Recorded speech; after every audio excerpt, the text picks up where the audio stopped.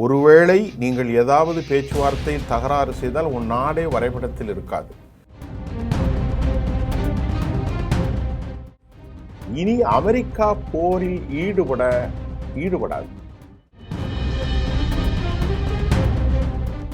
அந்த 300 லட்சம் கோடியை உடனடியாக கொடுக்க மாட்டார்கள். அதை எப்படி கொடுக்க போகிறார்கள் என்ற கேள்வியிலும் ஈரானுடைய ட்ரோன்கள், ஈரானுடைய ஆளில்லா, இதையெல்லாம் புதிய சந்தைப்படுத்தலாக ஆகும்.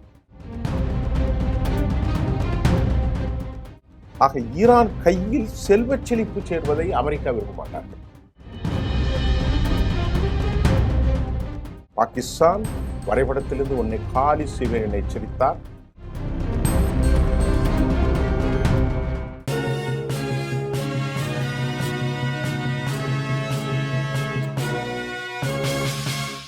நேர்களே, இன்றைக்கு நம்ம மத்திய கிழக்கில் நடைபெற்ற பரபரப்பான அரசியலுக்கு இடையில, சமாதான ஒப்பந்தங்களுக்கு இடையில ஒரு பெரிய கொலை முயற்சியை மொசாத் அமைப்பு செய்திருப்பது இன்றைக்கு வெளியே பெரிய பரபரப்பை ஏற்படுத்தியிருக்கிறது. பாகிஸ்தானுடைய இராணுவ தளபதி, தற்போது பாகிஸ்தானுடைய உச்சபட்ச அதிகாரத்தில் இருக்கக்கூடிய அசீம் முனீரை கொலை செய்வதற்கு மொசாத் படைகள், இந்த சமாதானத்திற்கு முழுமையாக ஈடுபடுவது பாகிஸ்தானுடைய அசீம் முனீர் மற்றும் சர்ஃபர்ஸ் நவாஸ் இவர்கள்தான். இப்போ அசீம் முனீரை கொலை செய்வதற்கு அந்த தூதுக்குழுவிலே பெரும் சிக்கலை ஏற்படுத்துவதற்கு, பேச்சுவார்த்தைகளை ஒழித்து கட்டுவதற்கு மொசாத் ஒரு பெரும் திட்டத்தை போட்டதாக தற்போது பெரும் பரபரப்பான செய்திகள் வந்திருக்கிறது. இந்த செய்தியை பிரேசிலுடைய மூத்த ஊடகவியலாளர், குறிப்பாக அவருடைய பெயர் இப்கோ பெப்பே இஸ்கோ, அவர்தான் இந்த கருத்தை தெரிவித்திருக்கிறார்.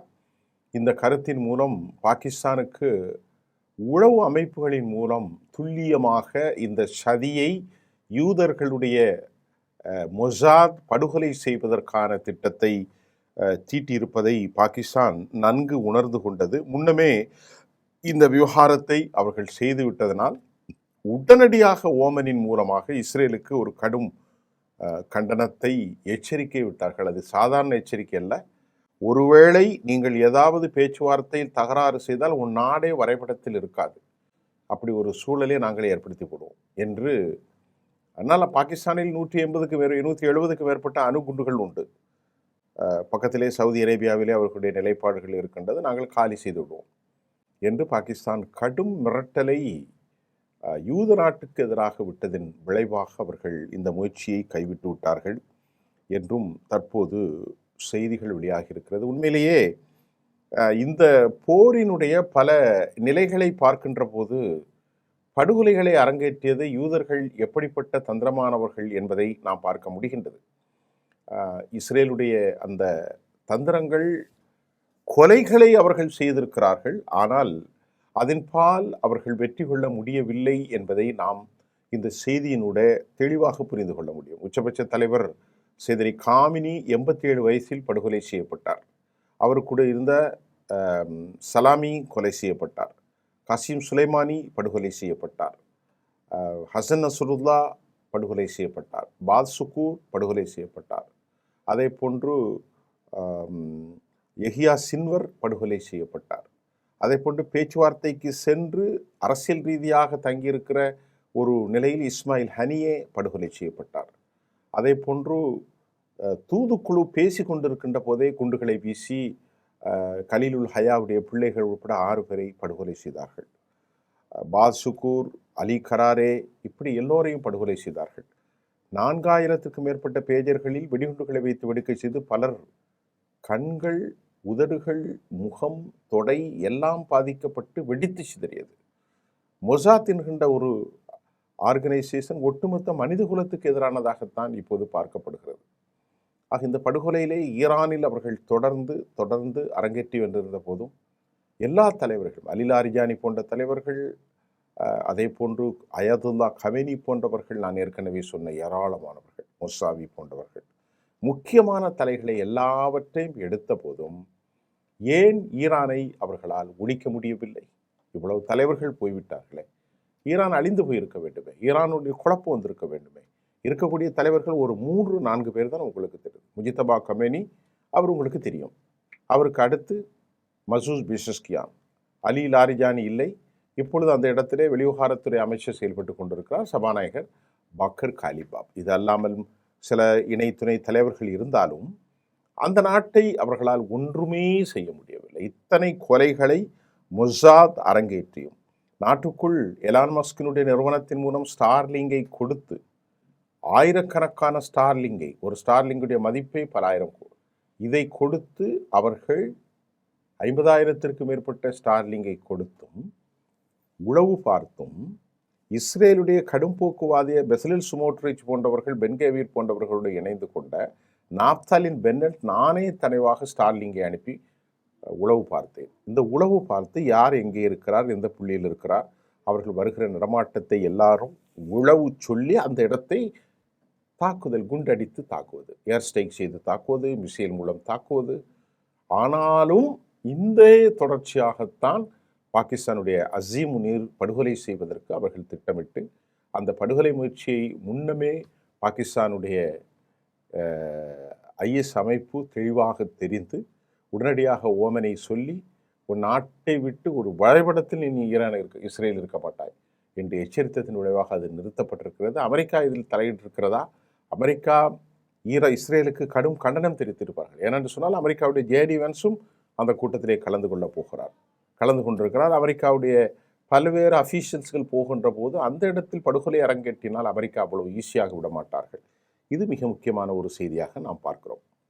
தற்போது வெளியாகி இருக்கக்கூடிய அடுத்த செய்தியில் மிக முக்கியமாக நாம் பார்ப்பது, விடுவிக்கப்படுகிற பணத்தில் 24 பில்லியனில் 12 பில்லியனுக்கு அமெரிக்காவுக்கு கொடுக்கப்பட வேண்டும் என்றும், அமெரிக்கா அந்த பணத்தை வைத்து 12 பில்லியனை ஈரானுடைய கையில் கொடுக்காமல் அந்த பணத்தினூடாக அவர்கள் அமெரிக்க விவசாயிகள், பெரும் விவசாயிகள்கிட்ட இருந்து சோயாபீன்ஸ், மக்காச்சோளம், கம்பு, இப்போ பல விஷயங்கள் இருக்கிறது, கோதுமை, வீட், அமெரிக்காவில் விளையக்கூடிய எல்லா பொருட்களையும், ஒரு ஃப்ரூட்ஸாக இருந்தாலும் ஆப்பிள் எதாக இருந்தாலும் அதை நாங்கள் அனுப்புவோம். அந்த பணத்திலே நாங்கள் கழித்து கொண்டிருப்போம்.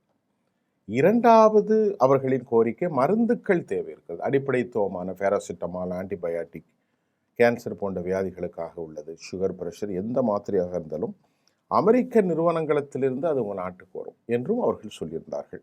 அதையெல்லாம் நாங்கள் ஏற்றுக்கொள்ள மாட்டோம் என பக்கர் கலிபாப் சொல்கிறார். அப்படிப்பட்ட பேச்சுவார்த்தை நடக்கவும் இல்லை, அப்படிப்பட்ட பேச்சுவார்த்தைக்கு நாங்கள் அனுமதிக்கப் போவதில்லை என அல் ஜசீரா நேற்று தன் கருத்தில் வலிமையாகவும் தெளிவாகவும் சொல்லியிருக்கிறது. அமெரிக்காவுடைய இந்த கருத்தில் உண்மை இல்லை என்று நாம் மறுத்துவிட முடியாது.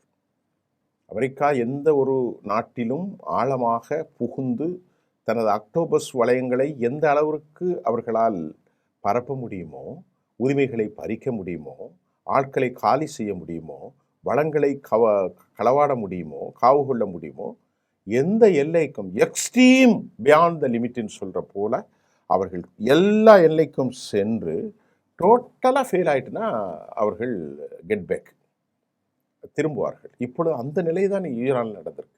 அதனால் அமெரிக்கர்களால் இந்த 12 பில்லியன் பணத்தை, விவகாரத்தை அவர்கள் கொடுப்பார்களா? அமெரிக்காவுடைய விவசாயிகளில் தான் வாங்க வேண்டும், அமெரிக்கா ஃபார்மசூட்டிக்கல் கம்பெனியின் மூலம்தான் செய்வார்களா என்பதை குறித்து ஈரானுடைய பக்கர் கலிபாப் மிக கடுமையான கண்டனத்தை தெரிவித்திருக்கிறார். அப்படி அந்த பேச்சுவார்த்தை இல்லை என்று. ஆக இந்த பேச்சுவார்த்தை நாங்கள் பார்க்கின்ற போதே இதில் பலவிதமான தொய்வுகள், பலவிதமான லேகிங், பலவிதமான முரண்கள், the discrepancy in between the two nation, அல்லது நமக்கு ஒன்றும் புரியவில்லை. எப்படி இதெல்லாம் நடக்கிறது, என்ன கதையை பேசி கொண்டிருக்கிறார்கள் என்பது நமக்கு புரியவில்லை. அமெரிக்காவுடைய வெளிவிவகாரத்துறை அமைச்சர் மார்க்கோ ரூபியோ சொல்கிறார், இங்கிருந்து கப்பல்களை தாக்கியிருக்கிறார்கள். யார்? நேற்று ஈரான் தாக்கியிருக்கிறது. சில கப்பல்கள் ஏன் தாக்கப்பட்டது என்றால், ஈரான் சொல்கிறது நாட்டிக்கல் மைலில் 24 கிலோமீட்டர் வரைக்கும் செல்லலாம், நாங்கள் இங்கே 12, அங்கே 12, எங்களுக்கு 21 தான் இருக்கிறது, எனக்கும் ஓமனுக்கும். ஆனால் சர்வதேச கடல் பிராந்தியத்தினுடைய அனுமதியின்படி 24 நாட்டிக்கல், ஆனால் எங்களுக்கு 21 தான் இருக்கிறது. இந்த நிலப்பரப்பு, இந்த கடல் பகுதி, நிலப்பரப்பு அல்ல, இந்த கடல் பகுதி எங்களுக்குரியது. இதில் அமெரிக்கா சில ராஜதந்திர முடிவுகளை எடுத்து அந்த அக்ரிமெண்டில் சுங்க கட்டணம் வசூலிக்கப்படாது என்று சொல்லப்பட்டது. ஆனால் மறைமுகமாக சேவை கட்டணம் அவர் செய்து கொள்வார்கள். அப்படிதான் பேசியிருப்பார்கள். ஆனால் நம் ஊர் கிராம பஞ்சாயத்தை விட கேவலமாக இருக்கிறது. பேச்சு ஒன்று நடப்பது உண்டு. அமெரிக்காவுடைய வெளிவிவகாரத்துறை அமைச்சர் அவர் பேர் என்ன, மார்க்கோ ரூபியோ சொல்கிறார், இது உலகிற்கு காட்டப்படுகிற தவறான ஒரு மாடலாக ஆகிவிடும். கடல்வழி பாதை என்பது அனைவருக்குமான, ஏனால் மற்றவர்களெல்லாம் இவர்கள் வசூலிக்கவில்லையா என்ற கேள்விக்கு அவர்களிடத்தில் பதில் என்றால் அதெல்லாம் மனிதர்களால் தோண்டப்பட்ட கடல்வழி, இது இயற்கையாக வந்தது. மனிதர்களால் தோண்டப்பட்ட கடல்வழியோ இயற்கையாக கடல்வழியோ அது அவர்களுக்கு பெரும் பாதிப்பு. 30 லட்சம் கோடி ரூபாய்க்காக நாங்கள் அதை வசூல் செய்ய வேண்டும். ஒருவேளை அதற்கு பிறகு அவர் திறந்து விடலாம். அதை பற்றியான ஞானம் நமக்கு இல்லை. இப்போது இந்த விவகாரம் பெரும் சிக்கலிலே இருக்கிறது. இந்த விவகாரத்தில் அமெரிக்காவுடைய வெளிவிவகாரத்துறை அமைச்சர் மார்க்கோ ரூபியோ தவறான மாடல் என்று சொல்வதை எப்படி எடுத்துக்கொள்ளலாம்? ஒன்று. அப்படி என்றால் இந்த பிரச்சனையிலே உங்களுக்கு மாற்று கருத்து வருகிறதில்ல. இப்போ முதலாவது பிரச்சனை அணு ஆயுத பிரச்சனை. அணு ஆயுத பிரச்சனைகளை என்ரிச் செய்யப்பட்ட 354 கிலோகிராம் யுரேனியத்தை நாங்கள் கையளிக்கப் போவதில்லை, இது எங்களுடைய சாவரினுக்கு உரியது என முஜித்தபா கமனி சொன்னார். அவர்கள் சொன்னது எல்லோரும் அப்படித்தான். ஆனால் அமெரிக்காவோ எங்களிடத்தில் தரலாம் என்பதை தவிர்த்து ரஃபேல் குரோசி he was presented, அவர் அங்கே இருந்தார் என்ற தகவல் நமக்கு கிடைத்திருக்கிறது. அப்போ ஐஏஇ நேரடியாக செல்வதற்கு எந்த அனுமதிக்கும் நாங்கள் வழங்கப் போவதும் இல்லை என ஈரான் அறிவித்தது. அப்படி என்றால் இவர்கள் 18 மணி நேரமாக என்ன பேசினார்கள், இப்போது என்ன முடிவுக்கு வந்தார்கள், ஒன்றும் புரியவில்லை. அணு ஆயுத விவகாரத்தில் 2 பேரும் மாறி மாறி பேசுகிறார்கள். 24 பில்லியனில் 12 பில்லியன் நாங்கள் செலவழிக்கிறோம் என்று சொல்கிறார்கள். ஹெர்மூஸிலே கப்பல்கள் சென்று கொண்டிருக்கிறது, ஒரு கப்பல் தாக்கப்பட்டிருக்கிறது. அதற்கு அவர்கள் சொல்கிறார்கள், எங்களுடைய பிராந்தியத்தில் எங்களின் அனுமதி இல்லாமல் நீ உள்ளே போக முடியாது, நாங்கள் சொல்கிற வளையத்தில் நாங்கள் சொல்கிற பாதையில் தான் நீ பயணிக்க வேண்டுமே அல்லாமல் மற்றொரு பாதையில் பயணித்தால் தாக்குவோம், எங்களுடைய ரூல்ஸ் அண்ட் ரெகுலேஷனுக்கு அப்புறம் தான் நீங்கள் கீழே நிற்கணும் உறுதியாக சொல்லிட்டான். இப்போ அங்கே தாக்குதல் நடக்கிறது. அமெரிக்காவுடைய மார்க்கோ ரூபியோ ஒரு கருத்தை சொல்கிறார். அப்படி என்றால் இந்த பேச்சுவார்த்தை என்ன நடந்தது? ஏன் அமெரிக்கா கண்டும் காணாமலும் குழப்பி விட்டு வேடிக்கை பார்க்கிறது? இதற்கான விடை என்ன? ஒரு பெரிய குழப்பம் நடக்கிறது. இதற்கிடையில் அமெரிக்காவினுடைய சபைகளாக இவருக்கு பணம் அனுமதி மறுக்கப்பட்டிருக்கிறது. கிட்டத்தட்ட உங்களுக்கு தெரியும், அமெரிக்காவில் அவர்கள் பெரிய பணத்தை கேட்டார்கள், 150 லட்சம் கோடி என்பதை. அங்குள்ள காங்கிரஸ் சபை அமெரிக்க இராணுவத்திற்கு பணம் கொடுக்க மறுத்தது மட்டுமல்ல, ஏற்கனவே இழிந்து போன, அழிந்து போன, உருக்குலைந்து போன, சேதமுட்டு போன 13 மத்திய கிழக்கின் அமெரிக்க தளங்களில் 13 தளங்களில் 13 நிலைகளில் 13 தளங்கள் அல்ல 13 நிலைகளில் இருக்கும் 228 ஆங்காங்கே இருக்கக்கூடிய சிறிய மற்றும் குறுகிய மத்தியதர பெரிய தளங்கள், அல் உதீது போன்ற தளங்கள் உங்களுக்கு புரியும். ஜோர்டானில் இருக்கும் தளம், ஜோர்டானில் கடைசியில் 3 அங்குடைய ஏவுகணை அதாவது விமான தளங்கள் நாசமாக்கப்பட்டது. ரேடார் சிஸ்டம் 9000 கோடி பெருமானம் உள்ளதை கத்தரில் அறுத்தார்கள். ஏமனில் இல்லை, பஹ்ரைனில், அதே போல் ஓமனில் அல்ல, குவைத்தில் எல்லாம் அளிக்கப்பட்டது.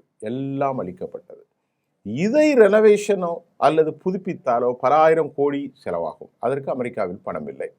ஏற்கனவே இந்த போரில் 10 லட்சம் கோடி வரை இழந்திருக்கிறார்கள். இப்பொழுது பெண்டகனுக்காக நிதி ஆதாரத்தை 1.5 ட்ரில்லியன் கேட்கிறார்கள். 150 லட்சம் கோடி கொடுக்க அமெரிக்க காங்கிரஸ் மறுக்கிறது. இப்போ இப்படிப்பட்ட ஒரு களச்சூழலில் தனது இச்சையை பயன்படுத்தி கொண்டு இந்த 31 மாதத்தில் என்ன செய்ய போகிறார் என்பது தெரியவில்லை. இந்த போரின் ஊடாக லெபனானில் லிட்டானியன் அந்த ஆற்றுக்கரை, லெபனானுடைய தென்பகுதியும் இஸ்ரேலுடைய வடப்பகுதிகளில் அவர்கள் இன்னும் வெளியேற மறுக்கிறார்கள். நாங்கள் அங்குதான் நிலை கொண்டிருப்போம், இது ஒரு பஃபர் ஜோன் மண்டலம். லெபனானில் மட்டுமல்ல, அதே போன்று சிரியாவிலும் நாங்கள் இருப்போம், கஸாவிலும் நாங்கள் இருப்போம். யார் கேட்பது?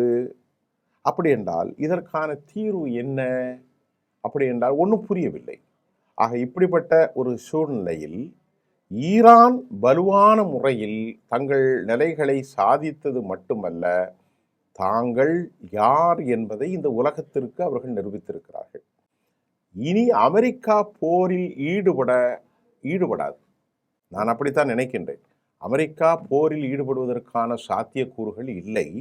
இந்த போரிலிருந்து அவர்கள் வெளியே தப்பி வருவதற்கு இது போன்ற ஒரு போலி வாக்குறுதிகளை கொடுத்திருக்கலாம். அப்படிதான் போர் நிற்கும். அப்போதான் நமக்கு ஆயுதங்களை இல்லாத நிலையை சமாளிக்க முடியும். வேற எப்படி போரை நிறுத்துவது? இப்படி இருந்திருக்கலாம். நீங்கள் யோசித்து பாருங்கள். கண்டிஷன் நம்பர் 1 அணு ஆயுதங்கள். அதை நம்ம அப்புறம் பேசிக்கலாம் என்று சொல்லிட்டு இப்போ குழப்பி விட்டு ஐஏஇ இது பண்ணுறது கண்காணிக்கும் அப்படின்னு எங்கள் வாக்குறுதி கொடுத்தாலும் அமெரிக்க அதிபர் ட்ரம்ப் தனது சோசியல் தளத்தில் பதிவு செய்கிறார். இது பாய் நம்பர் 1. அதே போன்று ஹெர்மூஸ் விவகாரத்தில் பணம் வந்து வசூல் செய்யலாம், ஆனால் சர்வீஸ் அப்படின்னு சொல்லணும். இப்போ அதெல்லாம் இல்லை, இதெல்லாம் மோசமான விதின்னு சொல்லி மார்க்கோ ரூபியோ வேறொரு குரலில் பேசுகிறார். 3வது நிலைப்பாடு என்னவென்றால், ப்ரொவிஷன் அசட்ஸை நாங்கள் கொடுத்தா அவங்க பணத்தை அவங்க கையில் கொடுத்துட்டு போகணும். இல்லை நாங்கள் தான் உனக்கு சப்ளை தருவோம், நான் தான் காய்கறி தருவேன், நான் தான் மருந்து தருவேன். இது நீதியான பேச்சல்ல. இப்போ 4வது அடுத்து விவகாரம். இப்படி நிறைய விஷயம் இருக்குது. இதில் வந்து இப்போ பேசப்படாதது ஐசிபிஎம் மிசைல் தொழில்நுட்பத்தை குறித்து ரெஸ்டோரேஷன், அது ஒன்றும் இல்லை. அப்புறம் இன்னொரு விவகாரம் ப்ராக்சிகளுக்கான உதவி, அதுவும் இல்லை. இந்த மாதிரி சில விஷயங்களை தவிர நெருக்கடிக்குள்ளாக இந்த விவகாரங்கள் இருக்கிறது. அந்த 300 லட்சம் கோடியை உடனடியாக கொடுக்க மாட்டார்கள். அதை எப்படி கொடுக்க போகிறார்கள் என்ற கேள்வி எழும். ஆக நேற்று நான் பேசுகின்ற போது ஒரு தெளிவான ஒரு கருத்தை சொன்னோம். பிராந்திய வல்லரசாக எடுத்திருக்கக்கூடிய ஈரான் மத்திய தரைக்கடலுடைய செக்யூரிட்டி, மத்திய தரைக்கடலுடைய அரசியல் பிம்பம், இமேஜ், அது எல்லாமே ரீஜனல் ஃபோர்ஸ் ஆகிய நாங்கள் தான் பொறுப்பு. வி ஷுட் ஹாவ் எங்களுக்கு தான் ஒரு கலெக்டிவ் ரெஸ்பான்சிபிலிட்டி, எங்களுடைய கடமை, எங்களுடைய டிக்னிட்டி, எங்களுடைய எல்லாமே இருக்கிறது. ஆக நாங்கள் அதைத்தான் செய்ய போகிறோம். இதில் அந்நிய தேசங்கள் இங்கே வந்து தலையிடக்கூடாது என்று சொல்கிறார். அப்படி என்றால் அமெரிக்காவுக்கு ஆதரவளிக்காத ஒரு நிலை உருவாகும். சவுதி அரேபியா மறைமுகமான தொடர்பில் இஸ்ரேல் ஈரானோடு இருக்கிறது. நல்லா புரிந்து கொள்ளுங்கள். சவுதி அரேபியாவும் பாகிஸ்தானும் நேரடியாக அவர்கள் அக்ரிமெண்ட் போட்டு விட்டார்கள். யுனைடெட் அரப் எமிரேட்ஸ் நஹ்யானை அழைத்து யூதர்களின் கைப்பாவையாக மாறினாலும் ஒரு 10 பில்லியனை கொடுத்து ரகசியமாக ஈரானோடு ஒப்பந்தம் செய்திருக்கிறார்கள். இதெல்லாம் நடந்து கொண்டிருக்கிறது. இப்பொழுது அமெரிக்காவுக்கு ஏற்பட்ட பின்னடைவு, பண நெருக்கடி, மத்திய தரைக்கடலுடைய பாலிசி மாற்றம், அமெரிக்காவுடைய வாபஸ் பெறக்கூடிய ஒரு நிலை, அமெரிக்காவுடைய தளவாடங்களை சார்ந்து பிராந்திய தளவாடாக ஈரானுடைய மிசைல், ஈரானுடைய பலிஸ்டிக்ஸ், ஈரானுடைய ஐசிபிஎம், ஈரானுடைய குரூஸ் மிசைல்கள், ஈரானுடைய ட்ரோன்கள், ஈரானுடைய ஆளில்லா, இதையெல்லாம் புதிய சந்தைப்படுத்தலாக ஆகும். ஆக ஈரான் கையில் செல்வச் செழிப்பு சேர்வதை அமெரிக்கா விரும்ப மாட்டார்கள். ஆக இப்போ இந்த அக்ரிமெண்ட் முழுக்க ஒரு குழப்பத்தில் தான் இருக்கிறது. சாதாரண குழப்பம் இல்லை, பயங்கர குழப்பத்தில். இதற்கான தீர்வுகள் எதுவுமே தீர்க்கப்படவில்லை என்பதுதான் இன்றைய விவகாரமாக இருக்கிறது. பாகிஸ்தான் வரைபடத்திலிருந்து உன்னை காலி செய்வேன் என எச்சரித்தார். இன்றைக்கு பெஞ்சமின் நெத்தன்யாகு தோல்வி கண்ட முகத்தோடு அமர்ந்திருக்கிறார். இப்போது இந்த விவகாரத்தை குறித்து சரியான முடிவுகள் எடுக்கப்படாத ஒரு சூழலில் அடுத்த செய்திகளில் நான் உங்களை சந்திக்கின்றேன். நன்றி.